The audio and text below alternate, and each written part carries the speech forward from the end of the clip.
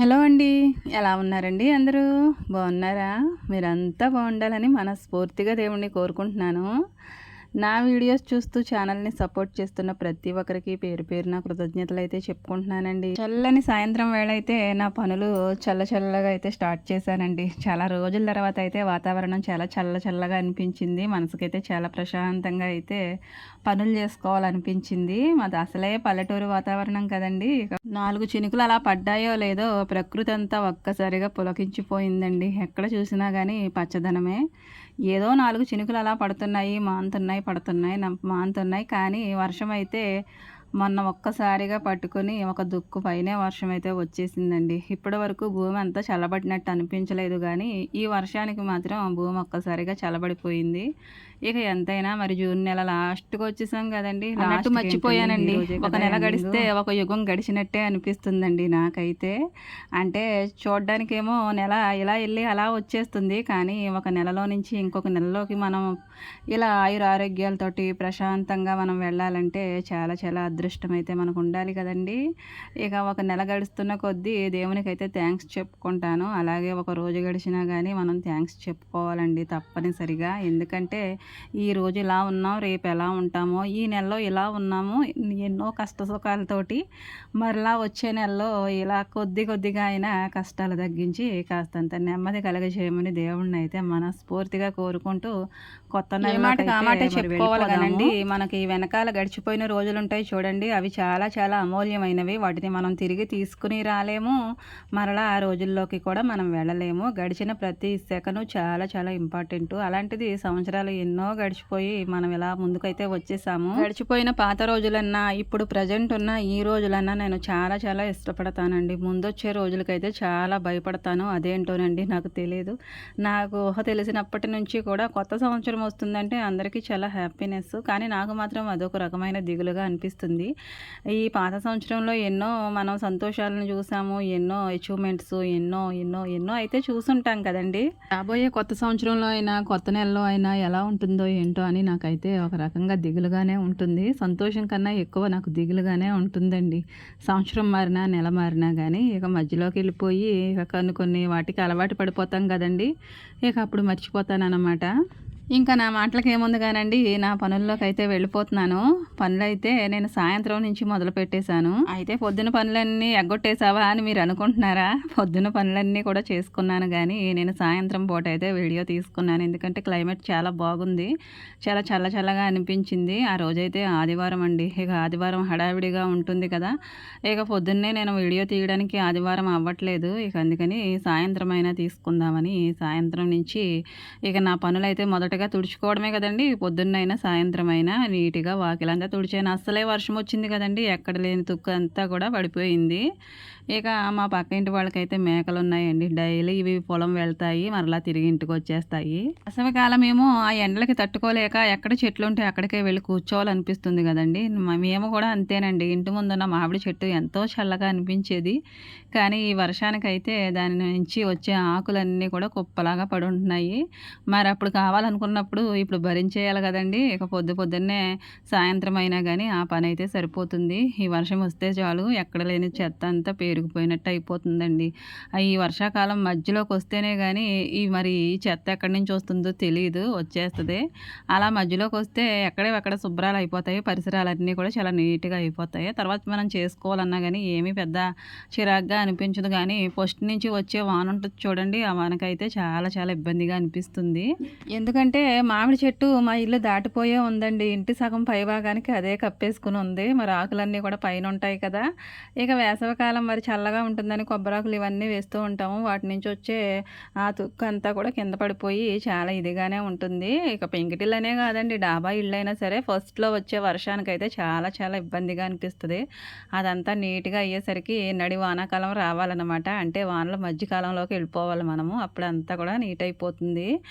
ఇక నేనైతే గిన్నెలు కూడా తోమేసుకుంటున్నానండి. ఆ రోజంతా గిన్నెలు తోమిన దాన్ని తోమినట్టే ఉన్నాను. అందుకని సాయంత్రం అయ్యేసరికి గిన్నెలైతే చాలా తక్కువే ఉన్నాయి. ఎక్కువ గిన్నెలు తోమడం అలవాటు అయిపోయి తక్కువ ఉంటే అసలు తోమినట్టే లేదండి. వాటినైతే తోమేసి అరుగు మీద పెట్టేశాను. ఇక వీధులన్నీ కూడా చాలా చక్కగా ఉన్నాయండి, చల్ల చల్లగా. ఇక నాకున్న పూల మొక్కలైతే ఈ చంద్రకాంత మొక్కలేనండి. వీటిని చూసుకుంటూ తెగ ఆనందపడిపోతానన్నమాట. ఏవైనా మంచి మంచి మొక్కలేద్దామంటే అంత ప్లేస్ అయితే ఫెసిలిటీ లేదు మనకి.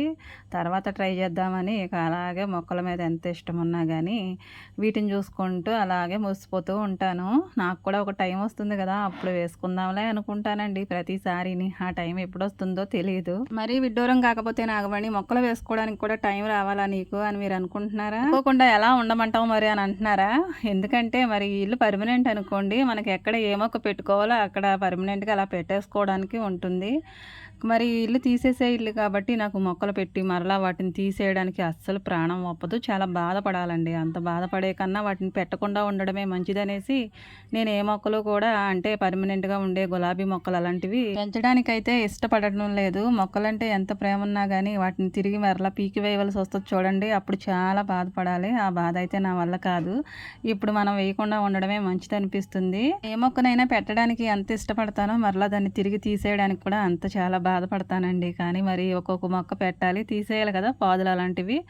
ఇక మరి పర్మనెంట్ మొక్కలను అలా తీసేయవలసి వస్తే మరి మనసు ఆగుతుందండి ఎందుకంట అనేసి వాటి మీద ఎంత ఇష్టం ఉన్నా అలాగే పక్కనెట్టేశాను. మరలా చెప్తున్నానని విసిగించేస్తున్నానని ఏమీ అనుకోవద్దండి.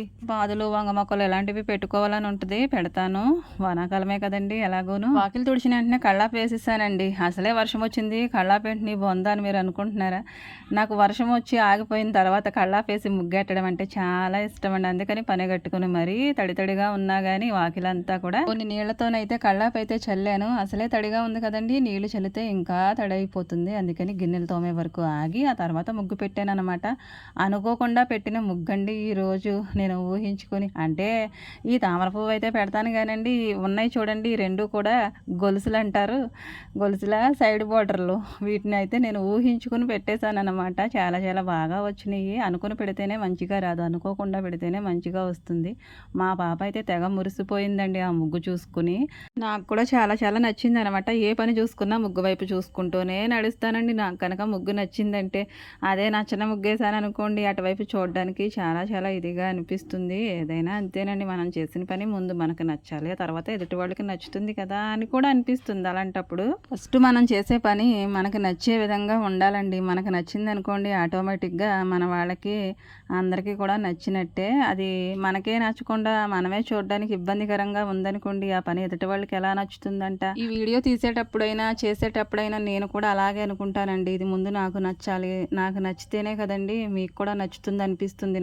నాకు నచ్చకపోయింది అనుకోండి మీకు కూడా నచ్చుతేమో అనిపిస్తుంది. కానీ కొన్ని మనకు నచ్చకపోయినా ఎదుటి వారికి అయితే నచ్చుతాయి. మన హావభావాలు అవనివ్వండి, మన యొక్క వ్యక్తిత్వం అయినా ఏదైనా మన గురించి మనకి తెలియదు కానీ చూసే వాళ్ళకి మంచిగా తెలుస్తుంది కదా. ఇంకా తర్వాత అయితే ఎసరు పెట్టేశానండి. వెళ్తురుండగానే ఎసరు పెట్టేసి ఎసరులో కూడా వేసేసాను. అన్నం అయితే చూసుకుంటాను. పక్కన చూసారు కదండి తోటకూర మొక్కలు అనమాట. నాకు పనికొచ్చే విధంగా నా చేతికి అందే విధంగా పక్కనే లేచేసాయండి. వాటి నుంచి తోటకూర చాలా సార్లు అయితే కట్ చేసేసుకున్నాను, పప్పులో వేసేసాను, వేపుడు కూడా చేసేసాను. ఏమంటే మన చేత్తో పెట్టిన మొక్కలైనా మన దొడ్లో ఉన్న మొక్కలైనా మనకు ఎంతో ఉపయోగకరం కదా. అలాంటిది పక్క వాళ్ళకి కూడా ఉపయోగపడుతుంటే ఆనందం మాటల్లో చెప్పలేమండి. మన పచ్చానికి అనేసి ఒకళ్ళు వస్తే ఆ తోటకూర అంతా కూడా అత్తయ్య వాళ్ళకి ఇచ్చిందనమాట. నా ఆనందం అయితే అప్పుడు ఎంతైనా తక్కువేనండి చెప్పుకోవడం, అది నాకు మాత్రమే తెలుస్తుంది. అంటే మన దొడ్లో నుంచి ఇంకొకళ్ళకి పనికొచ్చే విధంగా మొక్కలు తయారవుతున్నాయంటే మరి ఆనందమే కదండి. ఇంకా గోంగూర కూడా అదే విధంగా కొంతమందికి అయితే ఇచ్చేసాము. మరి ఎక్కువగా పెరిగిపోయినా ఎందుకంటే అనవసరం అయిపోతుంది కదా. ఇంకా మరి ఆ రోజు ఆదివారం కాబట్టి, ఆదివారం అంటే ఏంటండి స్పెషల్, అందరూ స్పెషల్ కోసమే చూస్తూ ఉంటారు కదండి. ఆగండి, నేనైతే అన్నం కూడా వంచేసిన తర్వాత అప్పుడు కూర దగ్గరికి వచ్చానండి. అంటే అన్నం ఒక పక్కన చూసుకుంటూనే ఎసరులో వేసిన దగ్గర నుంచి ఈ చికెన్ అంతా కూడా కట్ చేసేసుకుని నీట్గా ఉల్లిపాయలు కట్ చేసుకుని చికెన్ కడుక్కొని శుభ్రంగా ఆ ఉల్లిపాయలు వేయించుకుంటూ దాంట్లో చికెన్ వేసి కలుపుకుంటూ అక్కడి నుంచి అన్నం చూసుకుంటూ ఈ చికెన్ కర్రీ అయితే ప్రిపేర్ చేస్తున్నాను. ఇన్ని రకాలుగా చేస్తే తింటారంటావా నాగమణి అని మీరు అనుకుంటున్నారా?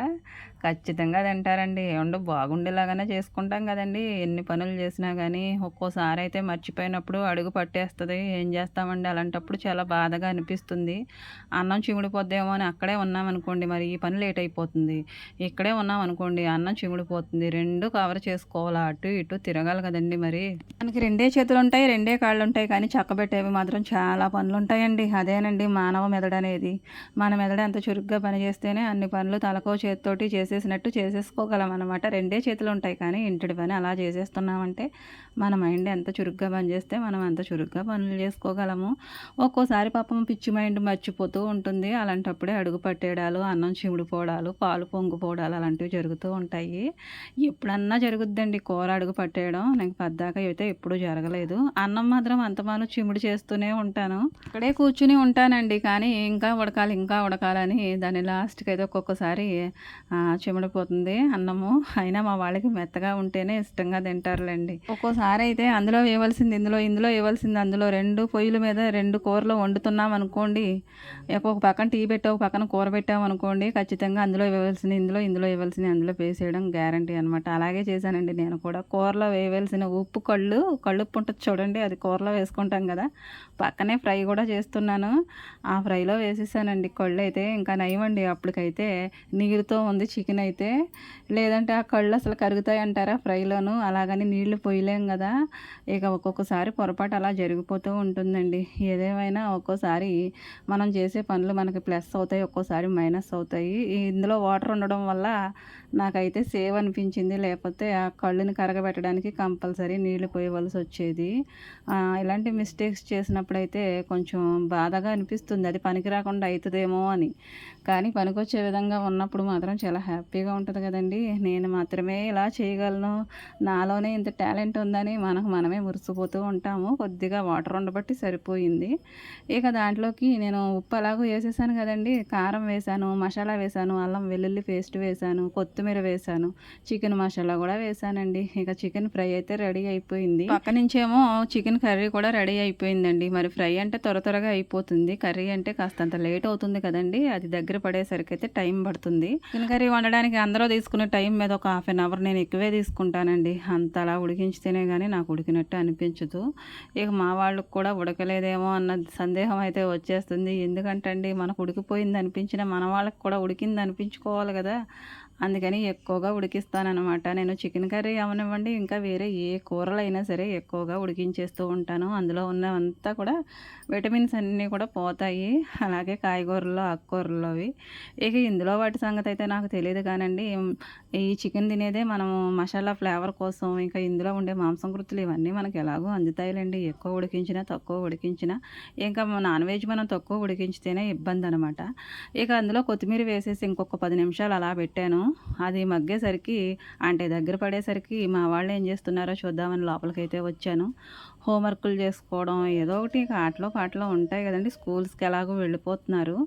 ఇంకా బాబు అయితే హోంవర్కులు చేసుకోవడం, చదువుకోవడం అలాంటి ఫోకస్ అయితే ఎక్కువగానే చేయించాలి కదండి. మరి 10th కదా, దాని మీద ఎక్కువ ఫోకస్ ఉంటుంది. అలాగని వీళ్ళ మీద అయితే మానేయనండో, వీళ్ళని కూడా చూసుకోవాలి ఒక కంట.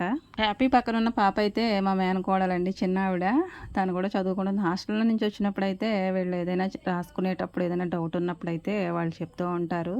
ఇక వాళ్ళు ఉన్నప్పుడైతే నా అవసరం అంతగా అనిపించదు వాళ్ళకి, పిల్లలకి. ఇంకా చికెన్ కర్రీ ఎలా ఉందని చూస్తే చాలా వరకు అయితే దగ్గర పడిపోయిందండి. ఇంకా స్టవ్ అయితే ఆపేసేయచ్చు. గ్రేవీ లాగా జ్యూసీ లాగా ఉండేలాగానే చికెన్ కర్రీ చేస్తాను నేను. ఎందుకంటే మరి కలుపుకోవడానికి ఇబ్బంది లేకుండా ఉండాలి కదండి. మొత్తం అంతా కూడా దగ్గరికి అయితే ఉడకనివ్వను. అంటే ఉడికిపోతుందండి చికెన్ అయితే, కానీ గ్రేవీ లేకుండా మొత్తం ఎగురు కూరలాగా అయితే ఎగరబెట్టకుండా ఇలా ఉంచుతాను. ఇది వేడి మీద మనకి ఇలా ఉంటుంది కానండి, చల్లారిపోయిన తర్వాత చాలా దగ్గర పడిపోతుంది అనమాట. ఇక పిల్లలకైతే అన్నం పెట్టేశానండి. అత్తయ్య మావయ్య కూడా తింటారనమాట. మావయ్యకి పెట్టేశాను, అత్తయ్య పెట్టుకుంటున్నారు. ఇక లాస్ట్లో నేను అయినా తింటామండి. మొన్నటి వరకు ఎండల్లోనైతే ఎలాంటి కూరతోటైనా సరే అయిష్టంగానే ఏదో తినేయాలి, గబగబా 4 మెతుకులు కడుపులో వేసేసుకోవాలన్నట్టే కానండి, ఎంజాయ్ చేసుకుంటే ఎవరన్నా తింటామంటారా? ఈ చల్లగాలికి వర్షం పడినప్పుడు చికెన్ కూరతో తింటూ ఉంటే ఆ టేస్టే ఇంకా ఎక్కువైపోతుందండి. నేనైతే ఇలా వర్షం పడినప్పుడు చికెన్ కూరతో తినడానికి చాలా ఇష్టపడతాను.